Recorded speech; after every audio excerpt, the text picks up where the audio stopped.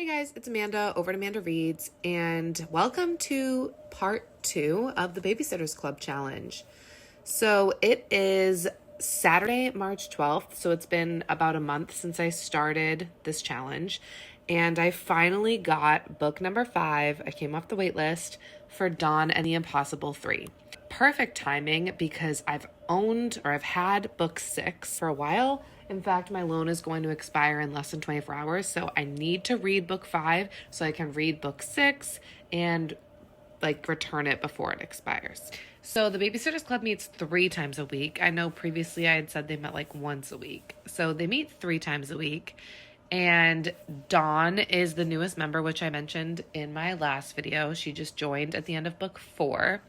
And what I didn't talk about, because it was more of a spoiler for book 4, is that the reason that they moved to Stony Brook, Dawn and her family, is because her mom is from Stony Brook and she lived in California, but her parents got divorced. So her mom moved back to Stony Brook. And coincidentally, she and Marianne's dad were high school sweethearts. And Marianne's mom died when she was very young. And that's part of the reason why her dad is a uptight, single dad. Now he's reconnected with Dawn's mom and they're dating. Also, both of the girls are super cool with this. Okay, one last thing is that I find Marianne's dad's restrictions very concerning personally. Marianne's dad is now chill and laid back. So now she gets to buy her own clothes. So it says she has on her first sweatshirt and her first pair of jeans ever. The girl is 12. She's never been able to wear jeans or a sweatshirt. That is weird to me. I'm 132 pages in, which is 79% of the way through the book. And I have a lot of thoughts about a lot of things. So we're going to get into it. The first thing is that there seems to be more than one conflict because the book is called Dawn and the Impossible 3. And so far, the 3 are not so impossible. And like I said, I'm almost 80% in, so I'm assuming there's going to be another conflict coming. But there was a conflict that had to do with navigating the new friendship between Dawn and Marianne, and then the original friendship between Marianne and Christy. So kind of navigating a 3-way friendship, which I thought was very valid, and I thought it was a good choice for the middle grade audience. So I appreciated that, and that conflict has already been resolved.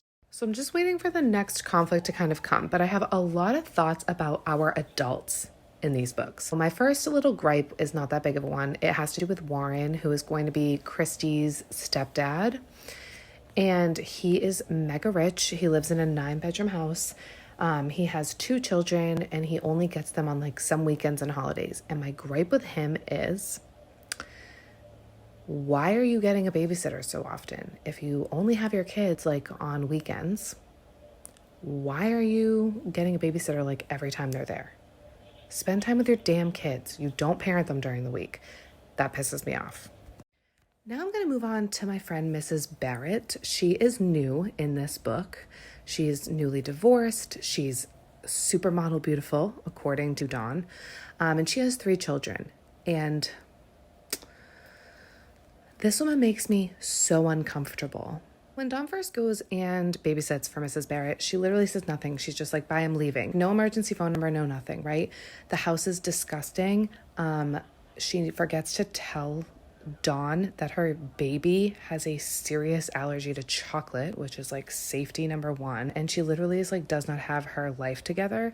And then she unloads on Dawn and breaks down and is it's because of my divorce. I used to be sore. That is not a conversation to have with a 7th grader. That is none of their business. You are a grown up. A 12 or 13-year-old should not have their life together more than you do. That is literally the most uncomfortable thing. Then there's a time that one of the kids is literally sick with the stomach bug, and Dawn has to call the emergency number that was finally left for her after babysitting so many times, and the number is wrong. How are you going to leave the wrong emergency number and leave your babysitter stranded with your kid that's puking everywhere? I don't understand. Something else that really bothered me is that Dawn is doing all this stuff. She's cleaning the house, she's doing the dishes, she's doing everything, and she's acknowledging that she's only getting paid to babysit. And then this woman just pieces out and doesn't come home in time because she's shopping with her friend, and then has the audacity to tell Dawn that money is tight. then why the fuck were you shopping with your friend? Excuse my language. Why the heck were you shopping with your friend? If money is tight, you shouldn't be out shopping. And then she's on errands again. I thought money was tight. What are you buying? Let's start scrimping and saving here and paying Dawn for the work she's doing, okay? Final thought about Mrs. Barrett at this point. Who knows if that will change. She says that if Mr. Barrett calls, to lie and say that she's like a mother's helper and that the mom is home and that the kids aren't there or something. I'm just uncomfortable. These teenagers shouldn't be put in these positions right now. A conflict just happened, and if it's a crime, like I think it's gonna be, I haven't been wanting to post spoilers because in case you want to read these books, but I have to say something. So I'm going to put my hand up, and when my hand comes back down, it means the spoiler's over and you can unmute if you want to read it. So a child has just gone missing, okay? And the mom is not picking up her phone. She's out shopping, but money's tight. Don't forget money's tight, okay? Don't be asking for more money, Dawn, for all the extra stuff you do, okay? Buddy was playing out in the front yard. Dawn saw him. Dawn finished changing the girls. Dawn goes out. Buddy's gone. The baseball's still there. She's like, oh crap. I hope he just went to a friend's house. She's like panicking. She goes to all the houses. No one has seen him. So one of the moms, the Pike mom, she has 8 freaking children, is like, let's just all walk around and look for him together. So she organizes a search party. But as an FYI, she has not called the police. And Dawn is like, what if something bad happened? And she's like, don't think like that. But like, what if something bad happened?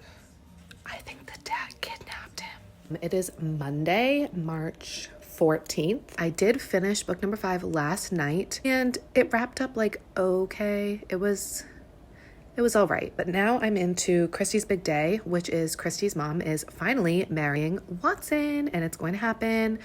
And I have a couple things I want to touch upon so far. First of all, one thing I'm noticing, I noticed it before, but I noticed it again and I wanted to mention it, is Claudia's spelling. Claudia's spelling is like actually horrible to the point where I feel like she might have a disability, but I'm not quite sure why we're not just like saying that, or if we're going to give her that severe of a struggle, like why wouldn't we have her like be open about having a disability, because that would open such a great conversation. So it's just so apparent, like the way that she spells is just not where it should be. And so we just say like, oh, she can't spell, she spells really bad. But it's like that could explore so much more and have more representation. I know these books were written like starting in the 80s, where maybe that wasn't necessarily like a huge topic of conversation, but I just feel like we missed the mark for some more representation. We've got Stacy with her diabetes, and now we could have Claudia with either like a specific reading disability or like dyslexia or something. So yeah, I don't know. I just feel like we missed the mark on that. There could have been a lot more representation. People could have seen themselves more. I don't know if maybe it'll be addressed later in the books, but it definitely comes up a couple times so far throughout the books I've read. I am currently on page 46, so I am 29% through book 6. I have books 7, 8, and 9. I'm on the wait list. So I don't know after this book, when is the next time I'll get to read another installment. So I'm just going to enjoy this, get it done today, and I'll update you guys in a little bit. So I officially managed to finish Christy's Big Day before it was due back to the library, and it was cute. Basically the story is about Christy's mom getting married, and the wedding's like gonna happen really fast. No one was planning on it happening that fast, and so all these family members are coming to stay to help them get the wedding prepared, but all these family members have children, so the Babysitters Club has to take on like their biggest babysitting job yet, and it's about that.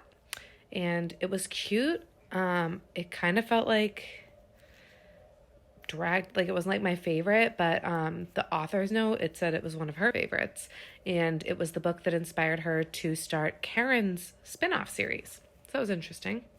Now again, I'm on the waiting list for the next 3 books, so I don't know when I'll be able to update next. So this is going to conclude my part 2 of my Babysitters Club read along, and I will see you guys whenever the next ones become available.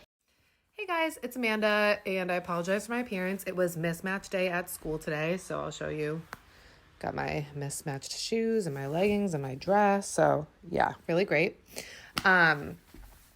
So I'm coming to you not in a new vlog. I thought that I would have split up this part into a new vlog, but I'm not because I just didn't have time to put the other videos into a vlog yet. I celebrated my birthday this past weekend. And so I have 2 books from the library. I have number 7 and number 8 from the Babysitters Club.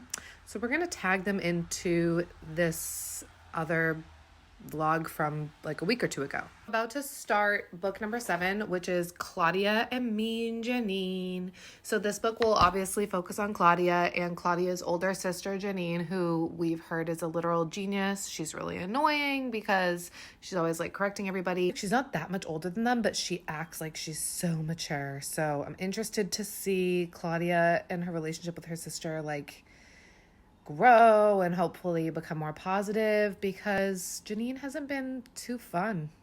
Hopefully she just chills out and like is fun in this book. Okay, one thing I do want to know is that I'm about to start the chapter, but before the book even starts, normally the acknowledgements go at the end, but it's at the beginning, and it says the author would like to thank Dr. Claudia Werner, Claudia, for her sensitive evaluation of the manuscript.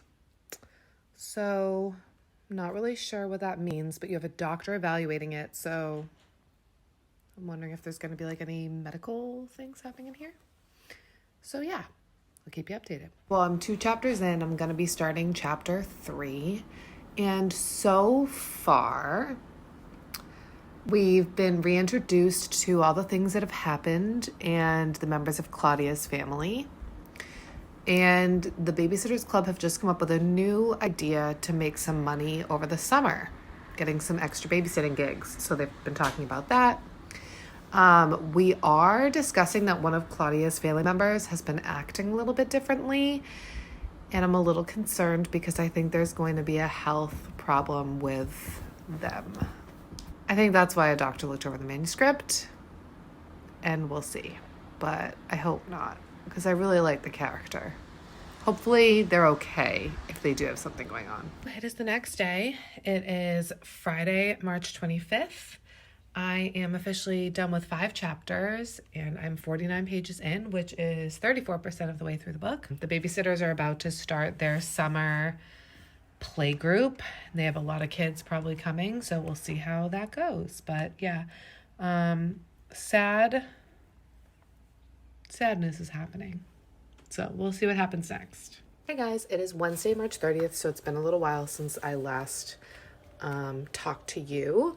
I am 75% of the way through. I'm on page 113. And last time we spoke, I told you that there was a medical incident. Things are looking more positive on that end. And the Babysitters Club have started their summer gig, and it's going well, so that's good. I know I've said this before, but I really feel like Claudia has like a disability. Like, school is really hard for her. She like doesn't know words, and like her sister is so smart, so I can't tell if it's like because we have both of them contrasting each other that it looks like Claudia is so much weaker with her academic skills because Jeanine is like a genius, or if she really is struggling. But yeah, in this book it's just like really apparent that Claudia's got some difficulties, and I'm wondering if later in the series it might be addressed, because I feel like as she gets older, if we follow them as they get older, I'm not really sure like how these books progress, but I feel like at some point it's gonna be a thing, right? It is Thursday, March 31st, and I just like scrambled to finish reading Claudia Mean Jeanine because my loan technically expired, but the book was still on my Kindle luckily, so I just quickly finished it, and I really liked it. I liked the breakthrough in the relationship between Claudia and Jeanine. I feel like there was a lot of growth that was needed in this book, and we got that. And I love the setup for the next book. It is Monday, April 11th, so it's been a little while since we last spoke, but I have finally started the 8th book in the Babysitters Club series, which is Boy Crazy Stacy. And so I'm only 14 pages in, so I've only read the first chapter. This book is taking place over summer vacation, and Marianne and Stacy are going to New Jersey with the Pike family to be mother's helpers. I think there's 7 kids in the Pike family. So Marianne and Stacy are going away for 2 weeks to Sea City, New Jersey, I think, like a beach vacation. And so this book is going to primarily only follow Stacy and Marianne. And then Claudia is going on vacation with her family. Christy is staying home. And I forget what Dawn is doing. Oh, Dawn's going back to California to see her dad. So they're all split up for the first time.